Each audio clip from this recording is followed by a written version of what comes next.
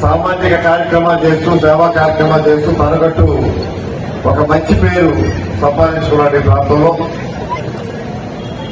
ఈరోజు ప్రత్యక్ష రాజకీయాల్లోకి వచ్చి పవన్ కళ్యాణ్ గారి మీద అభిమానంతో జనసేనలో రావాలని, ఈ రాష్ట్రానికి మంచి రోజులు రావాలి, అందులో తన పాత్ర కూడా ఉండాలనే ఆలోచనతో ఆహ్వానించిన వెంటనే అంగీకరించినటువంటి శ్రీరామ్ గారికి మరొకసారి నా హృదయపూర్వక అభినందనలు. ఈ పార్టీలో చేరిక సందర్భంగా శ్రీరామ్ గారికి మంచి రాజకీయ భవిష్యత్తు కూడా, వ్యాపార భవిష్యత్తు చక్కగా వెళ్తుంది. దానికి తోడు రాజకీయ భవిష్యత్తు కూడా బాగుండాలని కోరుకుంటూ దయచేసి అటువంటి మాటలే మాట్లాడారు. మన చేతిలో ఉన్నాయి కదా, తర్వాత ఇది ఎవరు అనుకుంటే వచ్చేవి కాదు, లేదంటే ఎవరైనా ఆపేస్తే ఆగిపోయేవి కాదు. ఎప్పుడు కూడా ఏదైనా మనం చేసిన పనికి ఎప్పుడు కూడా మనం భగవంతుడు ఇస్తారు. ముందు పనిచేస్తూ వెళ్ళడం మన విధి. అందుకే నేను 15 సంవత్సరాలు ఖాళీగా ఉన్నాను. 15 సంవత్సరాలు ఉన్న తర్వాత ఈరోజు రాజకీయాలకు రావడానికి కారణం ఎవరు చెప్పండి?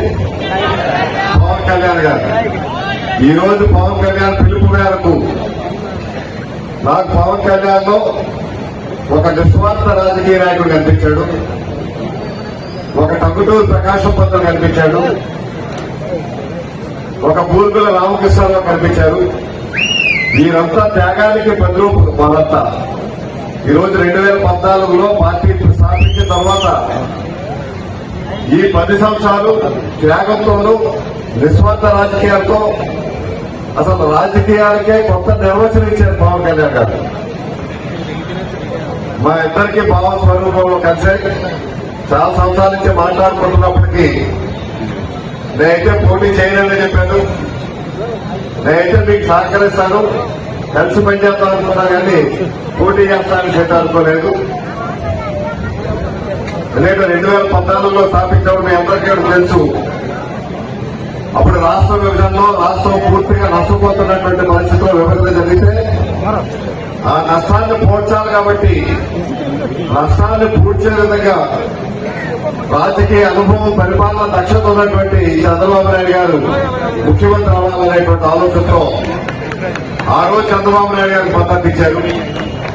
అదేవిధంగా కేంద్రంలో మోడీ లాంటి వ్యక్తి ప్రధానమంత్రిగా ఉంటే దేశం పురోభివృద్ధి సాధిస్తుంది, ప్రపంచ దేశాల్లోనే అత్యంత ప్రతిభావంతమైన దేశంగా ఈ దేశం మారుతుందనేటువంటి ఆలోచనతో ఆ కూటమిలో భాగస్వాములై మోడీ గారి పిలుపు మేరకు ఆ రోజు కూటమి విజయానికి కారణమయ్యారు.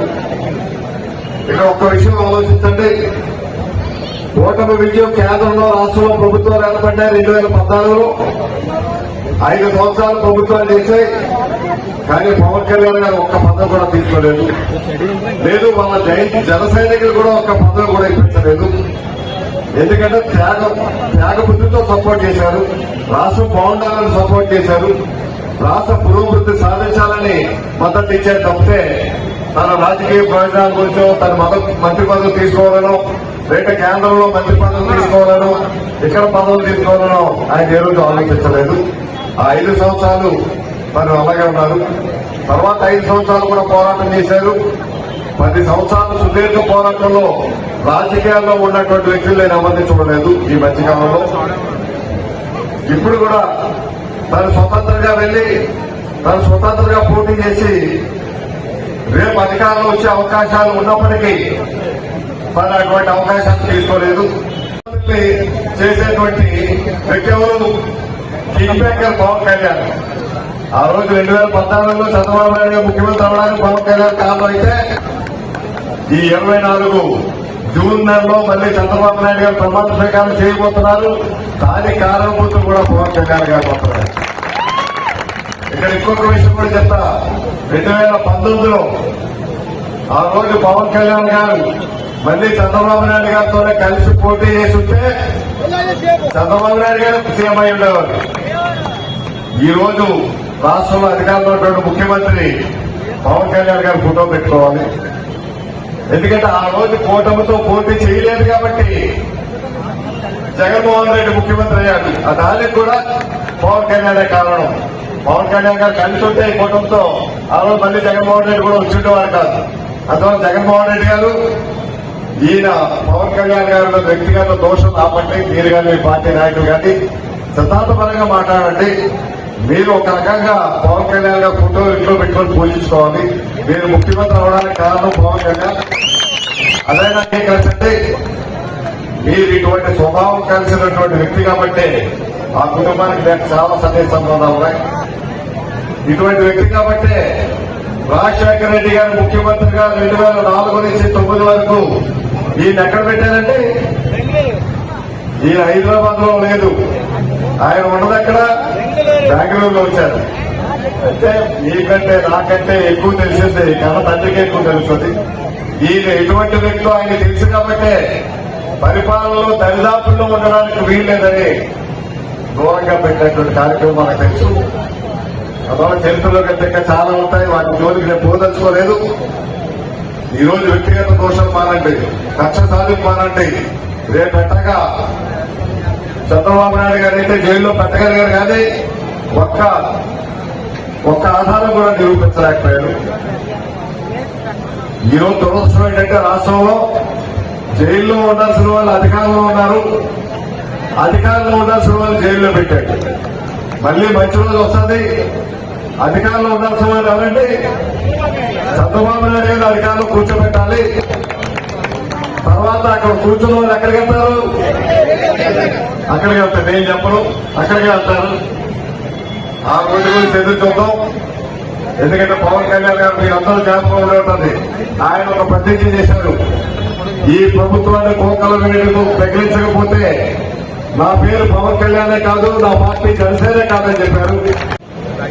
ప్రజల ఓట్లు చీలిపోకూడదు అనేటువంటి ఆలోచనతో ఈ దుష్ట ప్రభుత్వాన్ని, ఈ కక్ష సాధింపు ప్రభుత్వాన్ని, ఈ దుశ్చర్యలు చేస్తున్నటువంటి ప్రభుత్వాన్ని, దోపిడీ చేస్తున్నటువంటి ప్రభుత్వాన్ని మార్చాలి, కూలదీయాలి, కోకట వేలుతో పెక్కిరించాలనేటువంటి ఆలోచనతో ఆయన మళ్లీ మరొకసారి త్యాగానికి మొదలుపెట్టి ఆ రోజు చంద్రబాబు నాయుడు గారిని జైల్లో పెట్టినప్పుడు మొట్టమొదటి వ్యక్తి స్పందించింది శ్రీ పవన్ కళ్యాణ్ గారు. స్పందించడమే కాదు, ఆ రోజు జైలుకి వెళ్లి కలిసి అక్కడ జైలు దగ్గర అనౌన్స్ చేశారు, మేము కూటమిగా కలిసి పోటీ చేస్తాం అని చెప్పి ప్రకటించడమే తెలుగుదేశం పార్టీ 1000 ఏళ్ళు బలం వచ్చింది. అదే ఇంకో రాజకీయ నాయకుడు అయితే అది అవకాశంగా తీసుకొని తన పార్టీ బాపర్చుకునే కార్యక్రమం చేస్తుండేవాడు. కానీ ఆయన ఆ కార్యక్రమం చేయలేదు. దీనికి మద్దతు ఇస్తానని చెప్పడమే కాదు, ప్రజాస్వామ్య గౌరవాన్ని కాపాడాలి. ఆనాడు అంబేద్కర్ ఇచ్చినటువంటి రాజ్యాంగాన్ని తుగ్గలోకి తుగ్గవేస్తున్నది ఈ ప్రభుత్వం. మళ్ళీ ఆ రాజ్యాంగ విలువలు కాపాడాలి, ప్రజాస్వామ్యాన్ని కాపాడాలి, మనం కలిసి ఉండాలి, త్యాగానికి సిద్ధపడాలని చెప్పి పరిపాలనా దక్షుడైనటువంటి చంద్రబాబు నాయుడు గారిని మళ్ళీ ముఖ్యమంత్రి చేస్తాననేసి ఆయన ప్రతిజ్ఞ చేశారు. ముఖ్యమంత్రులు చేసేటువంటి మహారాజు అందువల్ల పవన్ కళ్యాణ్ గారు ముఖ్యమంత్రి అవ్వాలి అని చాలా మంది అంటారు. కానీ ఆయన ముఖ్యమంత్రి అవ్వాలని అనుకుంటే చదువు విషయం ఉంది. ఆయన ముఖ్యమంత్రి చేసే పరిస్థితిలో ఉండాలైనా కింగ్ మేకర్ అయినా ఆయన ఒక కింగ్ మేకర్ గానే ఎప్పుడు ఉండాలి. తప్పనిసరిగా మనకి మంచి రోజులు వస్తాయి. ఈ రాష్ట్రాన్ని సర్వతోముఖాభివృద్ధిగా సాధించాలని, ఈ రాష్ట్ర అభివృద్ధి పట్ల నడపాలని, ఈ రాష్ట్ర యువతకు మంచి భవిష్యత్తు ఇచ్చి ఉద్యోగావకాశాలు కల్పించాలని, భావి తరాలకి మంచి నాయకత్వం మన పవన్ కళ్యాణ్ గారి ద్వారానే మళ్ళీ రాబోతా ఉంది. కాబట్టి అటువంటి నాయకత్వాన్ని మనం మద్దతు ఇవ్వాల్సిన అవసరం ఎంత ఉంది. ఆ నాయకత్వాన్ని నమ్మే ఇటువంటి నాయకత్వంలో పనిచేయాలని ఈ రోజు శ్రీరాముడి పార్టీలో జాయిన్ అయినందుకు మరొకసారి నా హృదయపూర్వక అభినందనలు తెలియపరుస్తూ, మరి రేపే మీ అందరి ఆదరాభిమానాలతో రేపు నామినేషన్ వేసే ప్రక్రియ రేపే మొదలవుతుంది. రేపు ఉదయం 10 గంటలకి రెగ్యులర్ గా ఉన్నటువంటి మన జనసేన పార్టీ ఆఫీస్ నుంచి అక్కడ ఆర్ఓ ఆఫీస్ రాజీనామా అవుతుంది. అంతవరకు మన పాదయాత్రగా ర్యాలీగా వెళ్లి అక్కడ నామినేషన్ వేసే ప్రక్రియ జరుగుతుంది. ఆ నామినేషన్ కి మీ అందరూ కూడా వచ్చి మీ ఆఫీసులు తెలియపరచాల్సిందిగా, మీ దీవెనలు ఇవ్వాల్సిందిగా మరొకసారి హృదయపూర్వకంగా కోరుకుంటూ మీ అందరూ సెలవు తీసుకుంటాం. మన గుర్తు మన పెట్టారు. కానీ కొన్ని పరిస్థితుల వల్ల బీజేపీకి సముచిత స్థానం ఇవ్వాలి కాబట్టి వారికి ఎక్కువ స్థానాలు ఇచ్చి వారిలో భాగస్వాములు కావాలని ఇక్కడ పార్లమెంటు స్థానాన్ని మరొకసారి త్యాగం చేసి మళ్ళీ బీజేపీకి ఇవ్వడం జరిగింది. ఎందుకంటే బీజేపీ ప్రతినిధులు ఇక్కడి నుంచి ఉంటే మన స్టీల్ ప్లాంట్ కాపాడుకోగలుగుతాం, పోలవరం నిర్మించుకోగలుగుతాం, ఉత్తరాంధ్ర వెలుగుబాటుతనాన్ని అరికట్టగలుగుతాం. కాబట్టి ఇక్కడ సీఎం రమేష్ గారిని మళ్ళీ అభ్యర్థిగా తీసుకురావడం జరిగింది. అలా సీఎం రమేష్ గారి గుర్తు కమల పువ్వు, బీజేపీ గుర్తు ఒక బ్యాలెట్ మీద కమల పువ్వు ఉంటుంది, ఒక బ్యాలెట్ మీద గ్లాస్ గుర్తు ఉంటుంది కాబట్టి ఈ రెండు గుర్తులు ఓట్లు వేసి అత్యధిక మెజార్టీని గెలిపిస్తే రాష్ట్రంలో చంద్రబాబు నాయుడు గారు ముఖ్యమంత్రి అవుతారు, కేంద్రంలో మోడీ గారు మూడోసారి ముఖ్యమంత్రి అవుతారు. మనకి మోడీ గారికి ముఖ్యమంత్రి అవడానికి ఓటు వేసే అవకాశం మళ్ళీ వచ్చింది.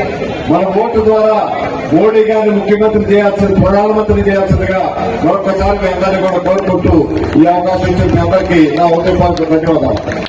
జై జనసేన, జై పవన్ కళ్యాణ్. ముఖ్య హీరో ఎవరంటే శ్రీరామ్, జై శ్రీరామ్.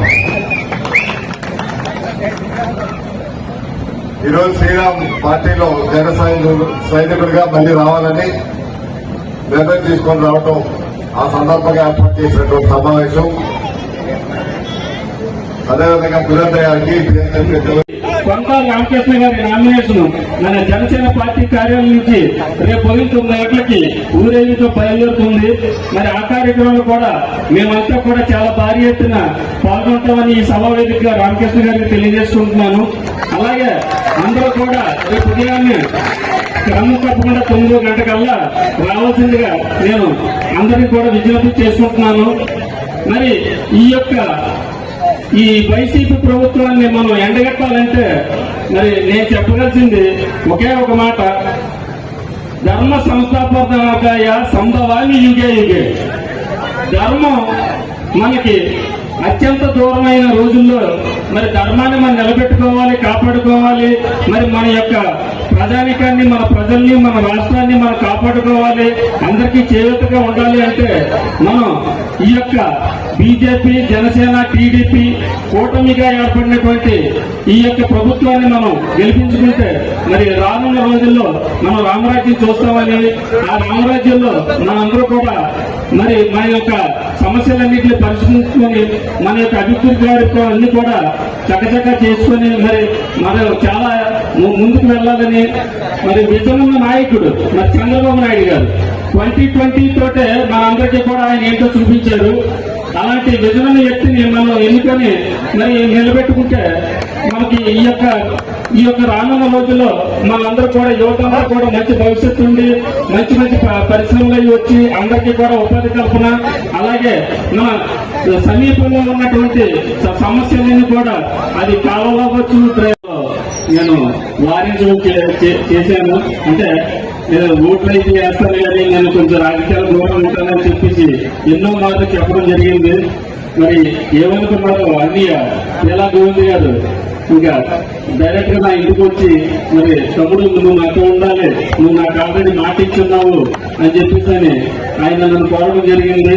ఆ వెంటనే రామకృష్ణ గారు కూడా నాకు ఈ యొక్క ఆహ్వానాన్ని అందించడం జరిగింది. మరి మనం ఈ రోజు ఈ దుష్ట పరిపాలనని అంతమొందించి మరి రామరాజ్యాన్ని రాబెట్టుకోవాలంటే మనం గెలిపించుకోవాల్సింది ఎవరిని?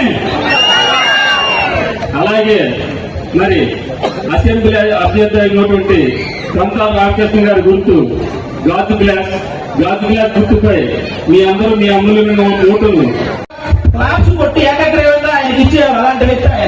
అలాంటి వ్యక్తి పోటీలో నిలబడ్డాడు. ఆయన తగ్గించుకున్నాడు. ఆయన ఒక మంత్రిగా పోటీ చేయాల్సిన వ్యక్తి, ఒక మినిస్టర్ గా పోటీ చేయాల్సిన వ్యక్తి. ఆయన ఎమ్మెల్యేగా ఆయనకి రాజకీయాలు అవసరం లేదు అనుకున్నాడు. నిజంగా రాజకీయాలు చేసి ఎంతో కొంత డబ్బులు సంపాదిద్దాం, వెనకేద్దాం అనుకుంటే ఇన్ని సంవత్సరాలు ఖాళీగా ఉన్నాడు. ఆ రాజకీయం చేసేసి ఏదో ఒక పార్టీలో దూరేసి ఖచ్చితంగా ఆయన గెలిచేసి డబ్బులు వెనకేసుకునేవాడు. అలాంటి వ్యక్తి కాదు. ఆయన నిజాయితీగా నిలబడే వ్యక్తి. అందుకే పవన్ కళ్యాణ్ గారే దగ్గరుండి ఆయన ఆహ్వానించారు. అలాంటి వ్యక్తిని మనం గెలిపించుకోకపోతే ఇంకా అంతకంటే ఇది ఉండదు. ఎందుకంటే అనకాపల్లి బెల్లం మార్కెటింగ్ సౌకర్యం జరగాలన్నా, ఉత్తరాంధ్ర సుజల స్రవంతి పథకం కింద ఎక్కువ నిధులు కేటాయించి 8 లక్షల పైగా ఎకరాలు మీకు తడవాలన్నా ఇవన్నీ జరగాలన్నా ఇప్పుడు నేను అక్కడికి వెళ్ళాను, మన కసింకోట అక్కడికి వెళ్ళాను. అక్కడికి వెళ్తే ఒక వార్డు మెంబర్ గా జనసేన అభ్యర్థి గెలిచాడు, ఒక వార్డు మెంబర్ గా గెలిచాడని చెప్పి కనీసం అక్కడ టెంపుల్ కన్స్ట్రక్షన్ కూడా జరగనివ్వలేదు. నువ్వు మా వార్డు కాదు, నువ్వు జనసేన తరపున వార్డు మెంబర్ గా గెలిచావు, ఆ వార్డులో ఒక్క పని కూడా జరగదని చెప్పి ఆ వార్డు మొత్తం పనులు ఆపేశారు. అలాగే ఆ శారదా నది మీద బ్రిడ్జి కడతారని మాట ఇచ్చి ఆ బ్రిడ్జికి వచ్చిన నిధులు మొత్తం మింగేశారు. అందుకే పవన్ కళ్యాణ్ గారు మాట ఇచ్చారు, ఇక్కడ కొనతాల గారిని గెలిపిస్తే ఫస్ట్ ఆ శారదా నది మీద బ్రిడ్జి కంపల్సరీగా కట్టేస్తారు.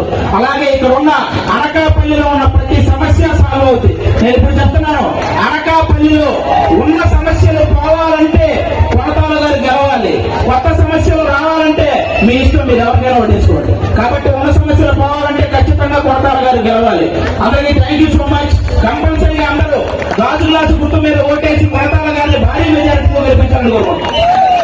అలాగే కొనతాల గారు ఎంత భారీ మెజారిటీతో గెలుస్తారన్నది మనం ఎప్పుడైనా మనం నిరూపించవలసింది. ఫస్ట్ నామినేషన్ అప్పుడు మన బలం చూపించాలి. రేపు పొద్దున రోడ్లు అనకాపల్లి రోడ్లు మొత్తం నిండిపోవాలి కొనతాల గారు నడుస్తుంటే. మనందరం నామినేషన్ కొనతాల గారితో పాటు నేను కూడా వస్తున్నాను, మనందరం కలిసి నడుద్దాం, కొనతాల గారిని భారీ. Thank you so much.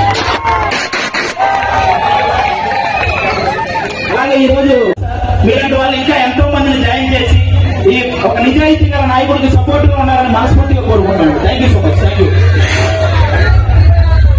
Thank you sir. మీరు అనకాపల్లి వచ్చి మంచి హైప్ ఇచ్చారు.